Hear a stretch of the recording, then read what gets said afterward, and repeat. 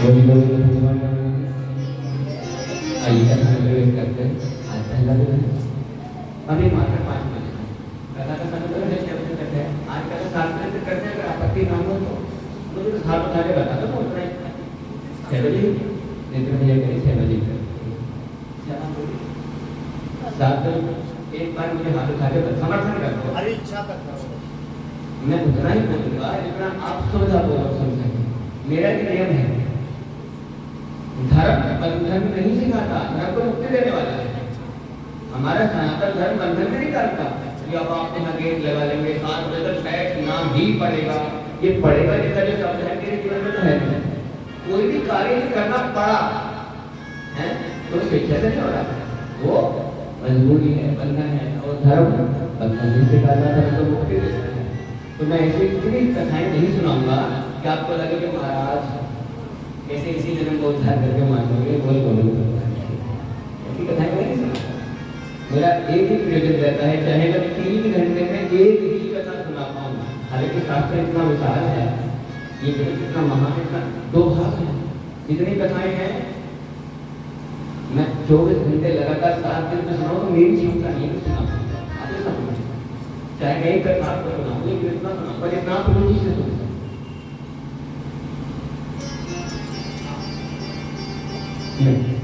ये भी सुनेंगे नहीं, ये कुछ जानना है। 6 बजे आपके करें, मुझे बस बता दो। देखो नई बात और बताओ आपको, आप प्रसन्न राशि सुनिए। मेरा इस ध्यान भी है 1 2 3 और कैसे ऐसे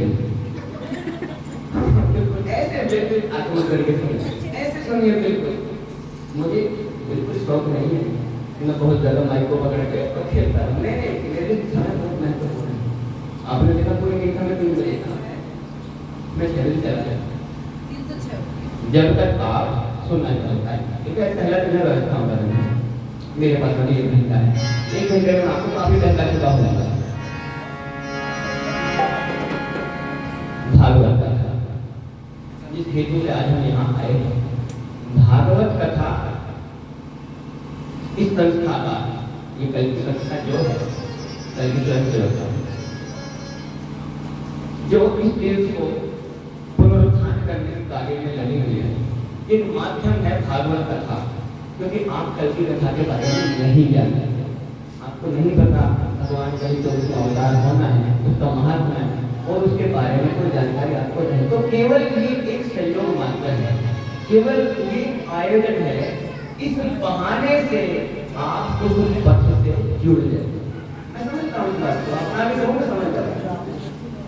भागवत कथा आपने सबने पहले सुनी होगी, आप उठा के बता दो कि किसने सुना है भाई। क्योंकि मैं आपको वैसी कथा सुनाऊंगा जैसे आप समझना चाहें और समझ जाए।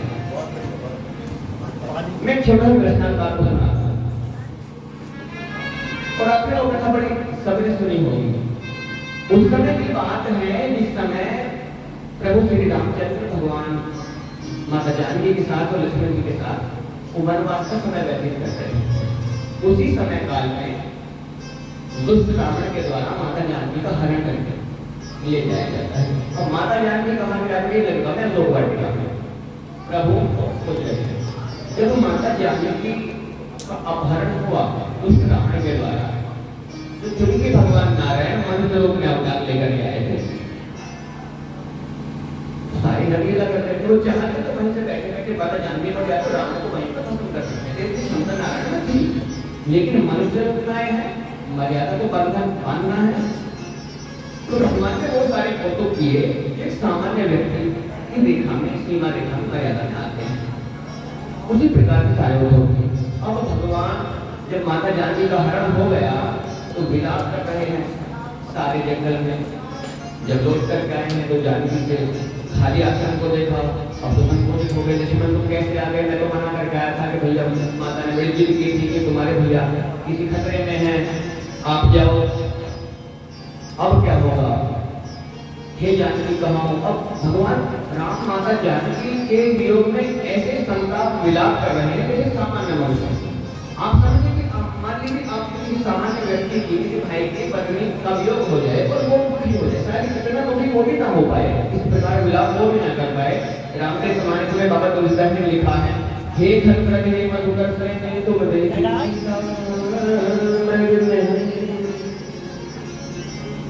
हे खलप्रग हे मधुकर हे मधुमक्खियों हे भौरों हे फूल पातियों क्या तुमने सीता को देखा? ऐसे तो आप ही पूछोगे इतने दुर्गा कितने व्याकुल हैं, ऐसा प्रबल प्रेम दिखाने का प्रयास,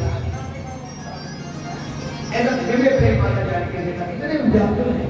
और उसी समय उनको कौन मिलते हैं? हनुमान जी। आप कथा को ढंग से समझते हैं। हनुमान जी जिस समय मिले हैं भगवान राम को, भगवान राम बड़े व्याकुल हैं। तो पहली भेंट हनुमान जी की जब यहाँ बरबर खंड में हनुमान जी से हुई है राम भगवान की, तो भगवान राम को किस रूप में देखा हनुमान जी ने? बड़ी व्याकुलता, बड़े बेचैन, बड़े असहाय, बड़े दरिद्र, बड़े दीन। तबले का देश सुखदेव के पास वहाँ बालीवध हुआ, चतुर्मास का विश्राम हुआ, फिर सीता जी की खोज के लिए वानर दल गया। वो वानर तो चारों दिशाओं में गया, लेकिन जिस टुकड़े में हनुमान जी थे वो पहुंचे लंका, और वहां पर सीता जी की माता जानकी खोज की, देखा तो वाटिका में विराजमान है। तो भगवान हनुमान कहाँ विराज गए? अशोक वृक्ष के ऊपर, जहाँ पर माता सीता विराजमान बैठे हैं। बिल्कुल बदलिए।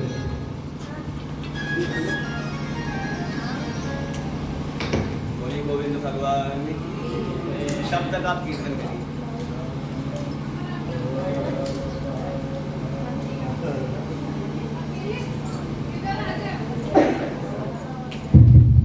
बोली बोली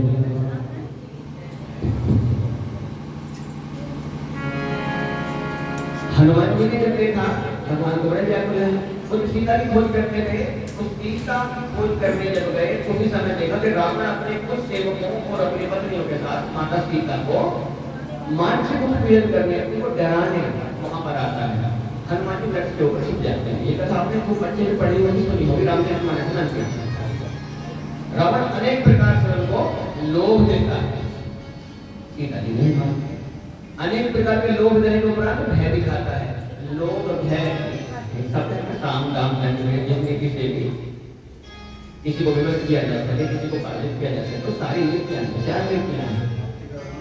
अंत को गत्वा रावण, क्योंकि माता सीता अपनी संपत्ति, रावण बड़ा कठिन था। अंत को गत्वा चंद्रहास निकाल लेता है हाथ में, तुम्हारा मत कर, तुम्हें मेरी बात कहना तो लेकिन मैं की रानी नहीं बनी।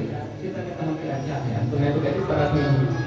वहाँ मंदोदरी क्या कि रानी ने समझा कर रावण को वहां से वापस ले गए कि थोड़ा समय को कोर दे। रावण चला गया। मेरे कहने का तात्पर्य केवल इतना है, अब हनुमान जी माता सीता को दुख, माता सीता तो रो रही है, वहां दुख है, भगवान राम मैं कहाँ पर जाऊँ? हनुमान जी वहीं पेड़ पर विराज रहे, वहीं से वो राम कथा प्रारंभ करते हैं। ऊपर से राम कथा सुना रहे हैं हनुमान जी। कैसे? हे माता जानकी आप धैर्य करो, भगवान राम कुछ ही दिनों में आपको ढूंढते ढूंढते और इस लंका में आ जाएंगे। मुझे तो आदेश नहीं दिया, अन्यथा मैं रावण की सारी नगरी को जला करके और तुमको ले जाता। इतने वीर हैं, बाली का वध कर दिया, और मुझे तो आदेश नहीं दिया, तब मैं तुमको साथ। और ये राम कथा सुनाई बनाने हैं। लेकिन राम जी की पहले की मुलाकात हुई है, पहला जो दर्शन हुआ है वो कहाँ हुआ है? वन में जहाँ भगवान सो रहे हैं। अब यदि ये कथा हनुमान जी माता सीता जी को सुनाते, हे देवी, हे माते, इस प्रकार आप यहाँ रो रही हैं, उससे ज्यादा तो सुखी भगवान राम। बताओ, ऐसी स्थिति यदि कोई पत्नी सुन ले अपने पति की, तो क्या तुम ढूंढ पाएगा? कहाँ ढूंढ पाएगा? आप समझे मैंने क्या कहा? कथाएं कैसी हो? जैसी आपके मन को और भगवान के प्रति गौरवान्वित करते, भगवान के प्रति लगन करते। अब मुझको इतना समझने में कल का समय लगने वाला है। भागवत कथा उनकी संतों की कथा है, लेकिन यही भागवत कथा प्रथम श्री सुखदेव जी ने एक गृहस्थी राजा को सुनाई है, जिनका नाम तक्षक है। लेकिन उनका दुख अलग प्रकार का है, और आपका यहाँ पर समागम हो सकता है अलग प्रकार का। मैं यहाँ से शुरू कर देना चाहता हूँ। भक्ति दो प्रकार की होती है। कौन कौन से दो प्रकार? एक भक्ति शतम, एक भक्ति निष्काम। क्योंकि ये कोई संतों का समाज तो यहाँ पर है नहीं कि मैं किस संत के आश्रम पे कथा करता हूँ, वहाँ पे करता तो मैं उस तरह करता हूँ। मैंने भी हनुमान की कथा आपको इसीलिए केवल सुनाई है कि कथा कैसी कही जाए ताकि आपको धैर्य हो, आपकी प्रीति भगवान पर बढ़े, आपका विश्वास और दृढ़ भगवान में हो जाए। मुझे बस इतना ही समझने में कल का समय लगने वाला है, फिर मैं वैसी कथा आपको सुना दूंगा। बोल गोविंद भगवान की जय। मैं 7 बजे मेरे बोलने का लाभ क्या रहा, यदि मैं आपके मन को ना पढ़ पाया तो मेरे बोलने का लाभ क्या रहा। 2 प्रकार की भक्ति होती है मेरी माताओं बहनों मेरे भैयों।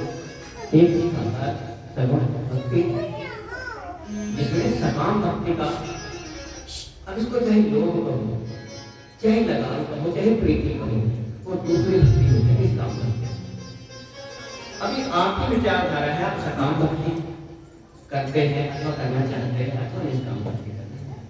मैं दोनों बातें आपको बता दी। निष्काम भक्ति का अर्थ है आपने जितने भी शुभ कर्म किए सोचकर अथवा अचानक स्वतः ही आपका सारा जो कार्य क्षेत्र है, आपके जो व्यवहारिक कार्य हैं, आपकी जीवन शैली ऐसी हो गई है कि आपसे कुछ पाप होता ही नहीं, पाप कुछ होता ही नहीं। वो जितने भी कार्य हैं वो दैविक कार्य होंगे, परमार्थी कार्य होंगे। और उसके पश्चात भी सायंकाल में जब आप शयन करते हैं भगवान को धन्यवाद देते हैं, गोविंद हे माधव हे केशव अथवा जिस रूप में भगवान की छवि को आप स्वीकारते हैं, पूजते हैं, मनन करते हैं, ध्याते हैं, हे नारायण हे गोविंद हे केशव हे माधव, मुझसे जो आज भी बन पड़ा आपकी सेवा को समझा, आप इसको समझा कर मैं आपकी कृपा से स्वस्थ हूँ, आपकी बड़ी कृपा है, मेरा शरीर स्वस्थ है, मेरी बुद्धि सही है, आपकी बड़ी कृपा है। कोई इच्छा नहीं ऐसी निष्काम भक्तों के हमको कथाएं भागवत जी में हमने समय समय पर सुना करा सकाम भक्ति, ये दूसरा पक्ष है भक्ति।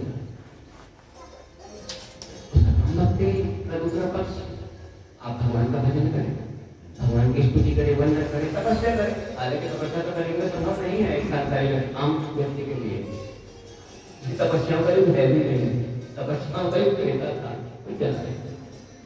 आप जितनी भक्ति कर सकें भगवान की, हल्का सा साउंड बढ़ा दो भैया, जितनी भी भक्ति कर सकें भगवान की, जितने भी माला, जितना भी भजन, जितने भी योग यज्ञ जप तप व्रत नाम पुण्य इत्यादि, और उसके बदले में एक इच्छा तो होती है कहीं ना कहीं हमारे भाइयों की, हमारी बहनों की, हमारी माताओं की, भगवान सब कुछ है आपकी कृपा से, ये काम हो रहा है, उसमें क्या गलत है? इसमें कुछ गलत भी नहीं है। क्यों? देखिए मैंने बताया, मैं आपको वैसी कथा सुनाऊंगा लेकिन हनुमान जी की किसी तरह से सभी बात आता है।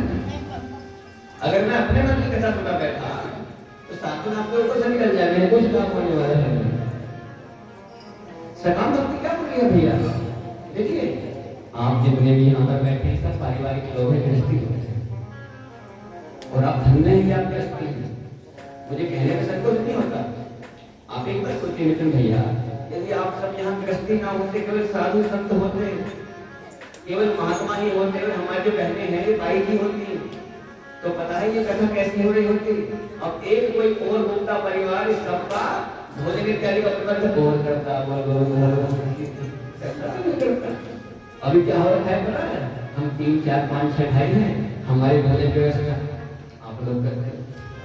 और मान लीजिए आप सब संत होते और दूर दूर से संत इकट्ठा यहाँ होते, कोई नगर बुलाता, आमंत्रित करता, कम से कम 100 200 1000 2000 का समागम यहाँ होता, तो फिर कोई गुप्ता परिवार या कोई गोयल परिवार जो भी लोग यहाँ पर हैं हमारे समाज के, वो उनके भोजन इत्यादि तो दक्षिण व्यवस्था अलग से है। क्यों? ये बाबा के भंडारे कहाँ से चलते हैं भैया? ये कृष्ण से चलते हैं। एक बार मेरे ताली बजा लो, बजा लो। ये सारे भंडारे, ये सारे शुभकर्म, ये साधु संतों के आश्रम, उनकी तपस्या में सहयोग ये कौन करता है? गृहस्थी। और दूसरी बात बताऊं भैया, मैं वो बोलूंगा जो मैंने अध्ययन किया है। मैं ज्यादा पढ़ा लिखा तो नहीं, इसमें कोई संदेह नहीं है, लेकिन मेरे जीवन के अनुभव जितने हैं मैं आपको कुछ ना कुछ बताकर ऐसा जरूर जाऊंगा ताकि आपके जीवन में क्या 3 देव हुए हैं आपको बताऊं, ब्रह्मा विष्णु महेश। ब्रह्मा जी उत्पत्ति करता, आदि नारायण पालन करता, और देवादिदेव महादेव संहार करता। अब इन तीनों वर्गों को देख लेते हैं कैसा है। ये गृहस्थी जो है, जो मैंने अभी आपको बताया, सारे संसार का भरण पोषण केवल गृहस्थी ही तो करता है। किस ध्येय से? आप किसी मंदिर में जाएं, आपकी जो भी इच्छा होती है, चाहे 1 रुपया चाहे 1000, उसकी कोई काउंटिंग नहीं कर रहा। आप दान करते हैं, फल इत्यादि प्रसाद इत्यादि, कोई ब्राह्मण आया घर में भोजन कराते हैं, ये सारी व्यवस्था कौन संभाल रहा है? केवल गृहस्थी। तो गृहस्थी किसका रूप है? संसार। यदि इसको ऐसे समझे रिलेट करके, तो गृहस्थी किसका रूप है? श्री आदि नारायण का। साक्षात विष्णु के अवतारी आप हैं जो गृहस्थी हैं, और जिन्होंने मोह माया से पीछे छुड़ा लिया था वो तो ब्रह्मा जी है। हमारे बस में नहीं, वो हैबिट है। 4 चतुर पहले ब्रह्मा जी और कल किए, सुनाऊंगा कथा कल। वो हाथ जोड़ के हमको गृहस्थ में नहीं जाना भगवान, पिताजी हमारे बस में है नहीं। आप तो इतने धीर बुद्धि हैं, धैर्यवान हैं, आपने इस गृहस्थ को स्वीकार किया और पूरे संसार का भरण पोषण करने का जिम्मा आपने लिया। बोल गोविंद भगवान। दूसरी बात तो समझिए, भगवान श्री आदि नारायण के धर्मपत्नी का नाम क्या है? लक्ष्मी। पार्वती भी हो सकती थी, लेकिन नहीं हुई ना। क्यों? भगवान आदि नारायण को भी पता है बिना लक्ष्मी के धर्म पोषण नहीं हो सकता। वो गोविंद भगवान की क्या संभव था? आप अगर मैं झूठ बोलूं तो रोक सकते हैं। आप सोचिए, बिना लक्ष्मी के क्या गृहस्थ का पालन कर पाएंगे? मैं गंगा शर्मा जी से बता रहा था, एक सामान्य व्यक्ति, एक गृहस्थी, यदि संघ की बात नहीं कर रहा, जिसने परिवार छोड़ दिया हो, संन्यास ले लिया हो, उसकी बात नहीं करता, तो भिक्षा मांगकर अथवा अपने आत्मा पर ध्यान करके भी जीवन गुजार ले, वो समर्पित भाव से चाहे वैसे भाव से। लेकिन एक सामान्य व्यक्ति जिसका परिवार है, गृहस्थ है, वो प्रतिदिन प्रातःकाल सवेरे 4 बजे लगभग उठता है, स्नान करके घर लेता है, कितना भी संभाल करता है, और पूरा दिन रात को लगभग 10 से 11 बजे तक अपने दैनिक कार्यों में संलग्न रहता है। केवल किस लिए? केवल अर्थोपार्जन के लिए। मैं केवल सामान्य व्यक्ति की बात कर रहा हूँ, कोई ऐसी नहीं कि मैं इसकी भावना तोड़ना चाहता हूँ। एक सामान्य व्यक्ति पूरा दिन अर्थोपार्जन, अपने परिवार को, गृहस्थ को सुखी संरक्षित करने हेतु सारे उद्योग करता है। इसलिए है ना, तो आप मुझे भागी है गृहस्थ में। स्वयं साक्षात नारायण का अवतार आप हैं, और आपने हमारी घर में यहाँ पर माताएं बैठी हैं, तो साक्षात लक्ष्मी। आपने सुना नहीं घर की जो देवी होती है क्या कहते हैं? लक्ष्मी। क्यों? अरे इसीलिए तो कहते हैं वो घर की देवी है लक्ष्मी, स्वयं साक्षात नारायण है। आप बोले गोविंद भगवान। मेरी बातें आपको समझ में आ रही? मेरी बातें आपको समझ में आ रही? नहीं मैं आरती करती हूँ, बोली गोविंद भगवान। मैं उतना ही सुनाऊंगा जितना आपको समझ आता है। सर्वभूत में बात कर रहा था, सर्वभूत। अरे क्या बुरा है यदि सकाम भक्ति में की जाए, व्यक्ति को अपनी आवश्यकताएं पूर्ण करने के लिए अर्थ की, धन की आवश्यकता होती है, इसके अभाव की कथा आएगी सब में। सुदामा जी कथा, हालांकि वैरागी संत हैं, वैरागी भक्त हैं, निष्काम भक्त हैं, लेकिन स्थिति कैसी हो गई? कथा में समय मिलेगा। एक गृहस्थी को अपने परिवार को, अपने बच्चों को भरण पोषण करने के लिए इसकी जिम्मेदारी तो कर्तव्य है। कर्तव्यहीन व्यक्ति भी समाज में किसी कार्य का नहीं होता। कर्तव्यहीन का समझते हैं क्या होता है? मैं गांव से रहने वाला हूँ, गांव से रिलेट करता हूँ, तो मैं उदाहरण भी आपको ऐसे ही दूंगा। आप तो भाई गुप्ता लोग हैं, अमीर लोग हैं, आपके लिए संसार आएंगे। मान लीजिए नितिन भैया ने एक बाजार से एक गाड़ी खरीदी। तो गाड़ी किस लिए खरीदेंगे कि यहाँ से वहाँ ट्रैवल कर सकते, यात्रा कर सकते। और मान लीजिए गाड़ी कोई टेक्निकल डिफॉल्ट में आया कंपनी से, गाड़ी खराब है, तो नितिन भैया क्या करेंगे? उसको तुरंत सेल करके घाटा दे जाए, 1,00,000-2,50,000 का इसको निकाल। क्यों? क्योंकि वो गाड़ी कर्तव्यहीन हो गई अपने निज कार्य से। जिस समय में जो वस्तु, जो जीव, जो व्यक्ति अपने निज कर्तव्य से कर्तव्यहीन हो जाएगा, समाज में उसका मूल्य गिर जाएगा। कोई कीमत नहीं, कोई वैल्यू नहीं उसकी। तो करना क्या है? बस अपने मूल्य को समझें, अपने स्वभाव को समझें। तो मांगना, यदि गृहस्थ पालन ना हो पाया, क्योंकि आपकी जिम्मेदारी है, यदि गृहस्थ है, परिवार है, बच्चे हैं, पत्नी है, तो आपकी जिम्मेदारी क्या है? आपकी जिम्मेदारी है उसका भरण पोषण करना, उसके लिए अर्थ की आवश्यकता है। और किसी कारणवश, दुर्भाग्यवश, प्रारब्धवश यदि आप निर्धनता में आ गए और आपको किसी सामान्य व्यक्ति से मांगना पड़ा, ये बड़ा कठिन है, इतना सरल है नहीं। किसी ने देखो मांगे तो समझ जाएगा एक बार, उससे ज्यादा तो दुर्घटना वहां देने वाला मना कर दे। मांगना पड़ा तो आप मांगोगे, आवश्यकता है। तो मैं कहता हूं भैया कि किसी सामान्य व्यक्ति से मांगने की अपेक्षा तो स्वयं नारायण से मांग लिया जाए तो क्या बुराई है? आप समझ रहे हो? अरे नारायण से मांग लिया तो क्या बुरा है? मैं बिल्कुल इस पक्ष में नहीं हूं कि आप निष्काम भक्ति करो। मैंने कहा ना गृहस्थी हूं, और हो सकता है मेरी जैसी सोच आप न रखते हो। मैं क्या सोचता हूँ मुझ पर निर्भर करता है, वो मेरी सोच है। मैं अपनी सोच कभी किसी पर लागू नहीं करता। जैसा मैं करता हूँ आप ऐसा करो, जैसा मैं खाता हूँ आप ऐसा खाओ, जैसा मैं नहीं करता ऐसा करना। रात में हम आए वो उत्तरी घर पे माता जी ने पूछा, माता जी क्या खाओ? जो आप जो बनाते हो दाल आलू चावल जो आप बना लो वो खा लेंगे क्यों? अरे जो आप पसंद करते हो खाना तो आपके साथ में खा लो, क्यों खा?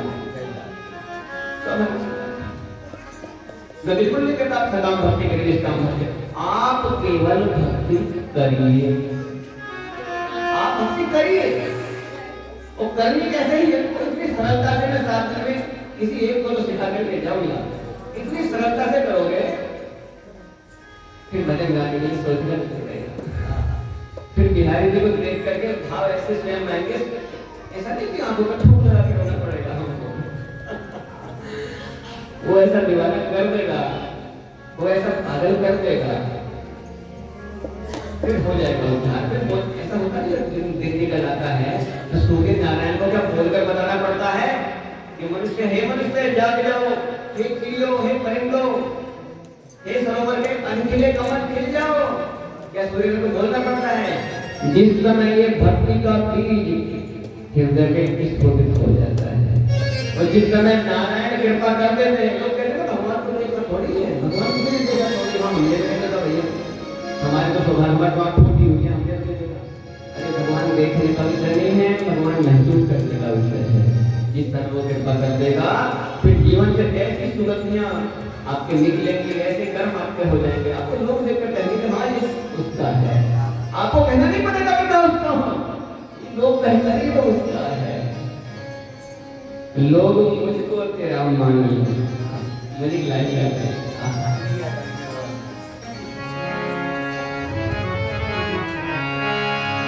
लोग मुझको तेरा मान ले मेरे प्यारे, लोग मुझको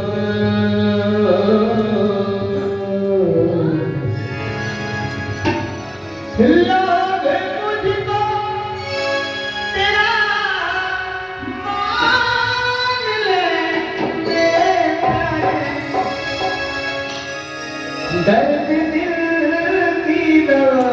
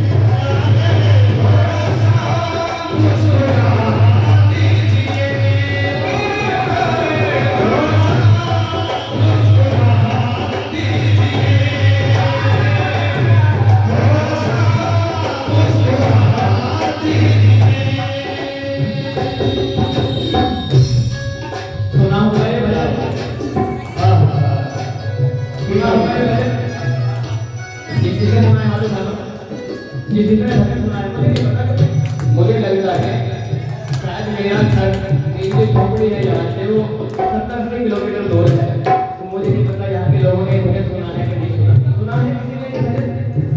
सुना है, नहीं सुना। मैं बिल्कुल अपडेट वर्जन सुनाऊंगा। भैया थोड़ी आवाज मारो, मैं बिल्कुल अपडेट वर्जन सुनाऊंगा। इतनी भी नहीं उठानी। दर्द दिल की दवा लीजिए, ये श्याम से बनिया तेरे प्यारे, थोड़ा सा मुस्कुरा लीजिए। मैंने पता मेरा भाव इसमें जोड़ना है क्या? लोग मुझको मेरा मान ले, मेरे प्यारे, मुझको मेरा मान ले, मेरे प्यारे। लोग मुझको मेरा मान ले, मेरे प्यारे, मुझको मेरा मान ले, मेरे प्यारे।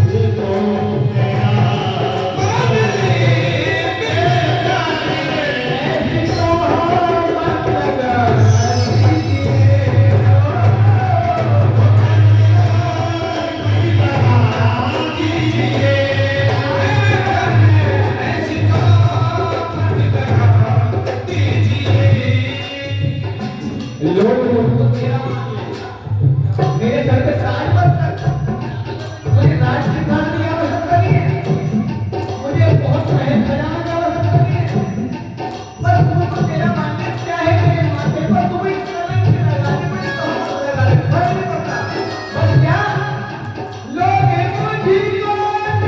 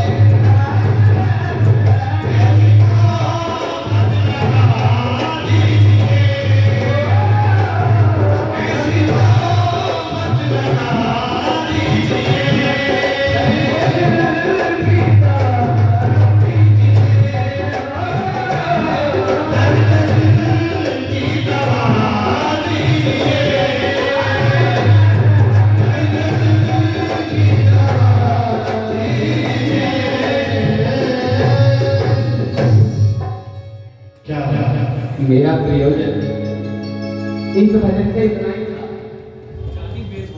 इतना ही मेरा प्रयोजन इस भजन से था।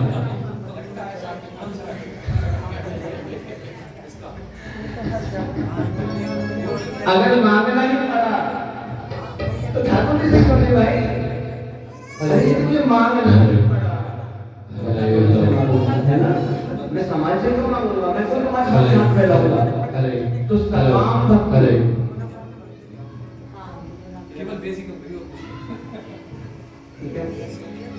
सकाम भक्ति, दो भक्ति की बात सही है वो, निष्काम भक्ति, सकाम भक्ति। हालांकि भगवत कथा प्रारंभ में जिस व्यक्ति को जिस महापुरुष ने यानी व्यक्ति को सुनाई थी वो निष्काम भक्ति की शाखा है ना। आपने सुनी होगी भागवत कथा, किसने सुनाई थी प्रथम बार, किसको? श्री सुखदेव जी ने राजा परीक्षित को। वहां निष्काम भक्ति की चर्चा है। राजा महल भैया भी नहीं मांग रहे, राजा तो महल छोड़कर गए, लेकिन आप लोग महल छोड़ करके नहीं आए। आगे भाई बताओ, मैं छोड़ कर गया होगा भगवान, अब आ गए